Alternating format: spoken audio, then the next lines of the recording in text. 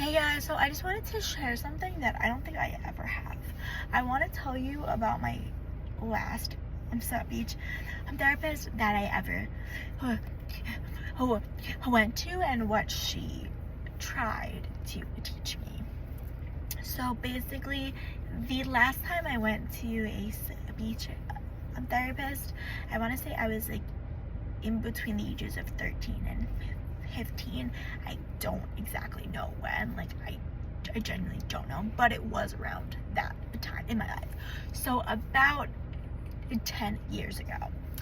And I went to my very first beach therapist actually. She was the first one I had when I was diagnosed when I was 4, and then I wound up going back to her as my last one, which is like, you know, a full circle, a moment. So basically, she was teaching me something called voluntary stuttering, and it sounds really counterproductive, and I was thinking about it, and I'm like, how does this help? So I looked it up for the first time since I saw her 10 plus years ago, and I'm sure that she explained it back then, but I don't have a memory of that. So I looked it up, and it's not a tool to help you be fluent, because she specializes in stuttering, so she's aware that it's not always curable. Like, if it is a neurological stutter, the way that mine probably is, it's not a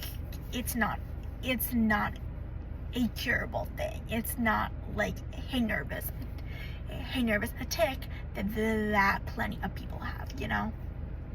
So basically, it's a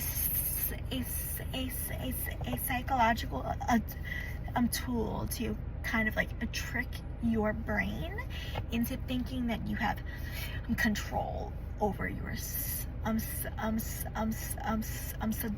stutter. And although like although you don't, and you never actually will, the point is to help your brain think it has somewhat control, so you are less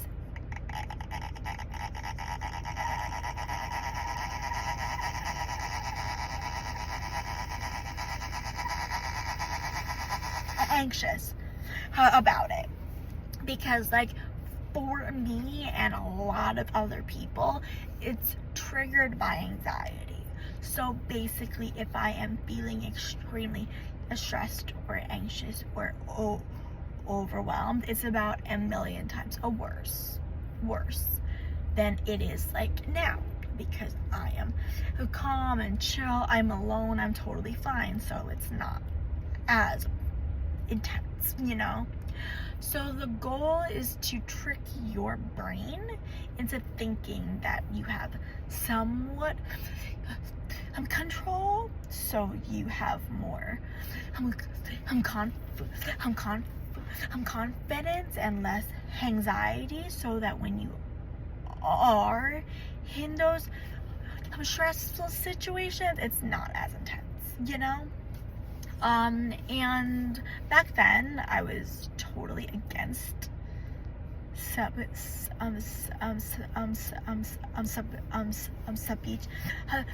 therapy, because I was severely insecure, and I was also in denial in the way that I believed that if I just ignored it, it would go away, because a lot of people who grow out of it because it's not a neurological thing for them. But for people who are like me, you can't get rid of it, you know? So when I would leave her her office, I would not practice, I would not try. It was only for that 1 hour every week, and that's not gonna help, you know? And she's actually the person who told my mom, like, hey, she's not putting in the work because she is not ready to, and she does not want to, and that's okay. So you should not be forcing her to come here every week. And I'm so thankful that she said that, because nobody else ever did. And that's really, really, really important, because it's like the same thing as like actual therapy or somebody who has a addiction. You cannot force a person to get help if they don't want it. If they don't want it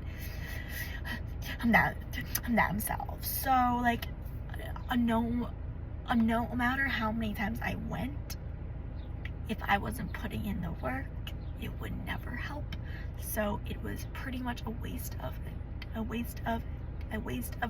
time and money, because it's not covered by insurance. She taught me something that I don't know if it's a common thing to be taught, but I looked into it and it has been proven to work and help. And I'm just so thankful for her for, first of all, like, being fully aware that it's not a curable thing, and she wasn't trying to cure me, she was trying to just help me. And I'm also thankful that she, like, told my mom, like, hey, I know that you mean well, and all you want is to help your daughter and make her life easier, but if she doesn't want to help, you can't help, because again, it